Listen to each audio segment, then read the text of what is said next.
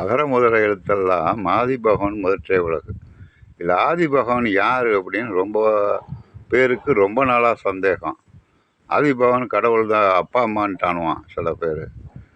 ஆதிபகவன் என்பது இருபெயரொட்டு பண்பு தொகை, தமிழ் இலக்கணம். நன்றாக புரிந்து கொள்ள வேண்டும். ஆதி என்பது பொது பெயர், பகவான் என்பது சிறப்பு பெயர். அது நாகப்பாம்புங்கிறோம். பாம்புன்னா எல்லாம் பாம்பு தானே, ஏன் நாகப்பாம்புங்கிறோம்? நாகப்பாம்புங்கிறது, நாகம் என்பது சிறப்பு பெயர், பாம்பு என்பது பொது பெயர். அதுதான் தமிழ் இலக்கணமே தவிர முதற்று உலகு அப்படி முதற்றே உலகு அப்படின்னு போடுவார். முதற்று உலகுன்னு போட மாட்டார். அது பிரிநிலை ஏகாரம், தேற்ற ஏகாரம் அப்படின்னு தமிழ் இலக்கணம் உண்டு. இது தேற்ற ஏகாரம். வள்ளுவரும் ஒரு புலவருங்கிறதுக்கும் வள்ளுவரே புலவர் அப்படிங்கிறதுக்கும் வித்தியாசம் உண்டு. ஒரே ஒரு ஏவன சேர்த்து முதற்றே உலகு அப்படின்னு போட்டுருவார். வள்ளுவர் சுருக்கி கூறுவார். இது புரியாமல் கடவுள் அப்பா அம்மா தான்